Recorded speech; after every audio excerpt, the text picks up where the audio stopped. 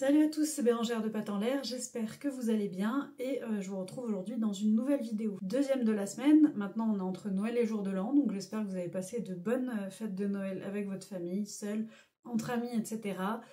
Une pensée aux personnes qui se retrouvent seules, non pas par choix, mais parce que c'est comme ça, ou aux personnes étant à l'hôpital ou autre, pour des soucis de santé. Je pense fort à vous et je vous souhaite de bien finir l'année 2024 dans les meilleures conditions possibles. Aujourd'hui, on se retrouve avec une vidéo en réponse à une question qui est quand même souvent posée dans le monde de la com animale. C'est si on est capable de faire de la com animale, est-ce que les animaux sont capables de lire dans nos pensées? Donc c'est ce qu'on va voir ensemble aujourd'hui. Toutes les personnes qui ont côtoyé des animaux, qui en côtoient tous les jours, savent que l'animal est doté de sensibilité, de sentiments.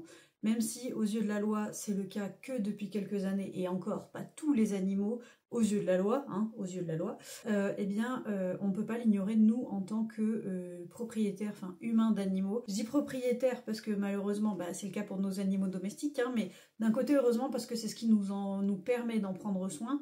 Mais de l'autre côté, c'est un mot que, voilà, je me sens pas propriétaire de mes chiens, je me sens plus comme une maman pour mes chiens. J'en prends soin, je m'assure qu'elles vont bien comme des membres de ma famille et je suis pas propriétaire, à part sur le papier. En tout cas, il suffit de les regarder évoluer dans leur vie quotidienne pour voir qu'en effet, il y a une sensibilité et il y a des sentiments là-dessous. Selon une étude récente d'ailleurs faite sur le chien qu'ils ont glissé dans un IRM, ils ont remarqué que de voir son propriétaire activer dans le cerveau du chien la zone de la récompense. Ça a beau être le meilleur ami de l'homme, à mon sens on étudie le chien que depuis trop peu de temps pour avoir des données exactes. Et en plus, je vous le rappelle, je ne suis pas une scientifique, je suis juste quelqu'un qui aime lire les avancées là-dessus, mais je ne suis pas du tout une scientifique. Mais je trouve que ce serait intéressant d'avoir de plus en plus de données dans ce secteur, et je pense que c'est ce qui va arriver à l'avenir de toute façon. Parce que le monde animal, c'est quand même enfin surtout le monde canin, je trouve, c'est un monde qui intéresse de plus en plus les chercheurs. Évidemment, je pense que le chien n'a pas un système de pensée comme le nôtre, qu'on n'a pas la même réflexion et accès aux mêmes choses. Mais en tout cas, je trouve que cette première donnée, cette donnée-là, c'est quelque chose qui peut nous amener à penser qu'en tout cas, le chien a son propre système de pensée qui lui est propre. Évidemment, tous les animaux mériteraient bien plus de recherche pour qu'on en sache encore plus. Et si jamais vous avez des sources, des sites, etc. à mettre dans la barre, dans les commentaires en dessous, parce que j'aimerais beaucoup me renseigner sur le sujet d'un point de vue scientifique, pas que d'un point de vue de ce que je peux expérimenter. N'hésitez pas, c'est avec grand plaisir que je lirai tout ça. En tout cas, les animaux, ils ont leur propre façon de penser, leur propre système cognitif, et je pense qu'il est important de s'en souvenir quand on rentre en contact avec eux de n'importe quelle façon que ce soit par la com animale, que ce soit dans la vie de tous les jours. Il faut respecter les animaux et se souvenir qu'avec leur propre façon de penser, on évite tout ce qui est anthropomorphisme, c'est-à-dire de leur attribuer des spécificités humaines, de les mettre sur eux et de leur faire porter tout ça. Voilà, on accepte les animaux comme ils sont et avec les limites et les qualités qu'ils ont. Voilà, comme nous, on a des limites et des qualités, on les accepte. Et pareil chez l'animal, on va pas leur mettre sur le dos quelque chose qui n'est pas possible pour eux. Maintenant, est-ce que la com animale, c'est lire dans les pensées? Parce que la question, elle est là, c'est est-ce que les animaux peuvent lire dans nos pensées? Déjà, je vois pas l'intérêt, pour moi personnellement, d'être connecté à un animal, et en plus le mien, en permanence via la com animale. Déjà, quand on sait l'énergie que ça prend, on se rend vite compte que ce n'est pas possible d'à chaque instant être connecté à son animal. Et puis au-delà de ça, quel intérêt, je ne sais pas. Pour moi ce serait un peu, pour moi l'animal aussi a son truc d'animal, encore une fois, c'est un membre de ma famille, mais j'ai conscience que ce n'est pas la même espèce que moi, et même si c'était la même espèce que moi, en fait je respecterais l'unicité de cet être, et j'ai pas à me connecter en permanence à son esprit, même si j'en avais la capacité. Vous voyez ce que je veux dire? Je pense qu'on ne l'aimerait pas nous-mêmes, que quelqu'un soit en permanence connecté et lise nos pensées en permanence, donc je pense que c'est pareil. Voilà, donc même si j'en avais la capacité, c'est pas quelque chose que je ferais de façon permanente avec mon animal. Sans faire d'anthropomorphisme, si je n'en vois pas l'intérêt, je ne vois pas l'intérêt qu'y trouverait mon animal.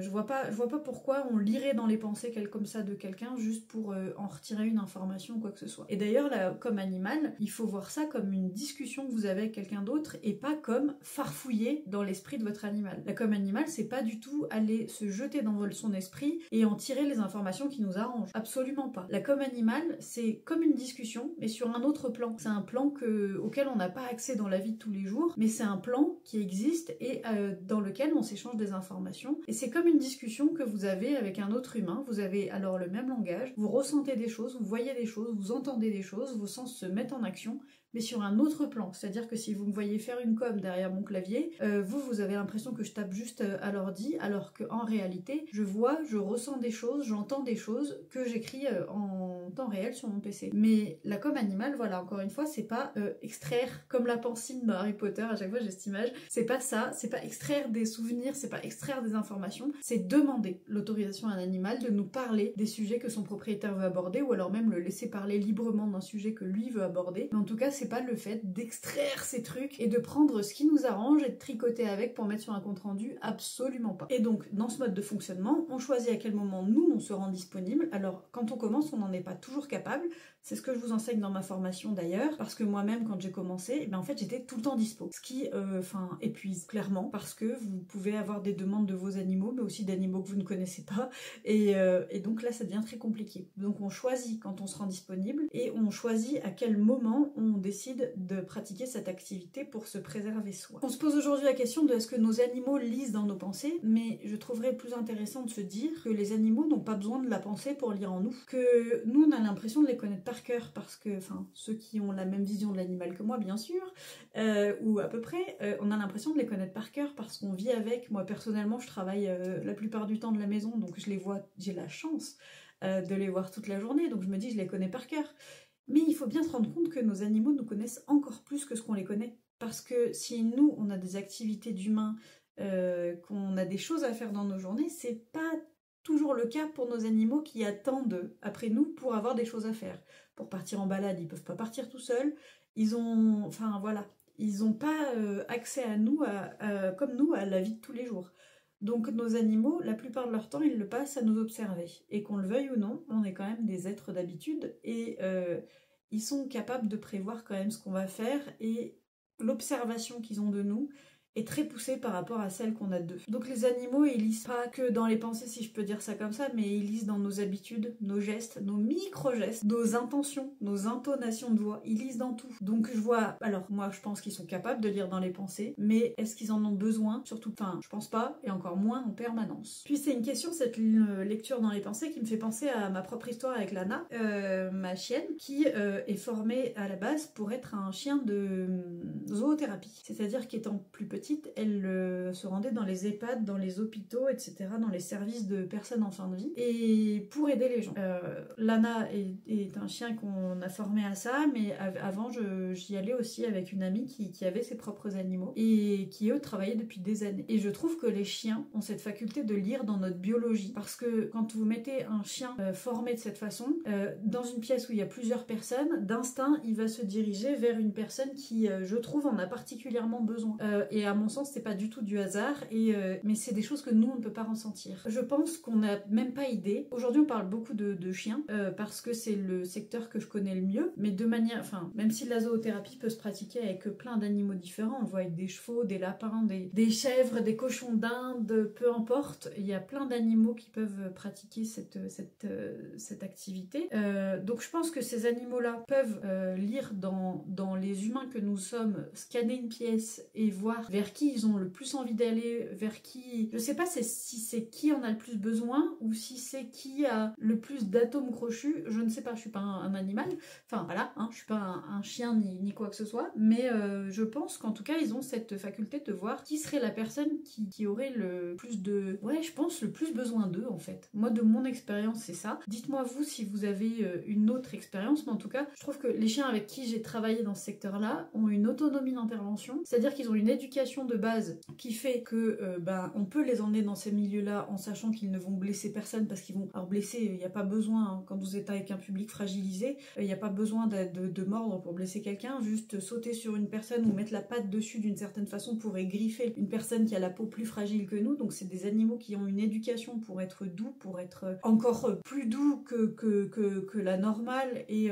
pour qui, même si le but c'est pas de blesser nos animaux en allant dans des établissements comme ça, des fois quand vous travaillez dans les services psychiatriques, il y a des personnes qui maîtrisent pas forcément leurs gestes de par leur pathologie ou leur traitement, et qui vont tirer les poils de votre animal, pas parce qu'ils veulent du mal, mais parce que c'est la pathologie qui est faite ainsi, donc évidemment vous intervenez, mais il faut aussi un animal qui pourrait vivre des choses comme ça sans se retourner sur la personne. Donc il y a une éducation qui vous permet de faire ça, de même une éducation qui vous permet de faire comprendre à l'animal qui travaille et qu'on n'est pas à la maison à faire des gratouilles, et puis une éducation aussi de l'humain. Moi personnellement, c'est mon métier de base, donc ça va, mais je sais comment un chien fonctionne, mais pour les personnes qui n'ont pas les connaissances, c'est aussi une formation de l'humain, de reconnaître quand son chien a besoin de telle ou telle chose, de prendre assez soin de son chien pour qu'il soit capable d'accorder 1 heure de son temps de temps en temps au travail, et sans être frustré, et de s'en occuper assez pour lui apporter un équilibre de vie. En tout cas, tout ça pour dire qu'il y a une éducation de base, mais qu'à mon sens, le chien, il a déjà, et l'animal de manière générale, je suis juste au quai des chiens,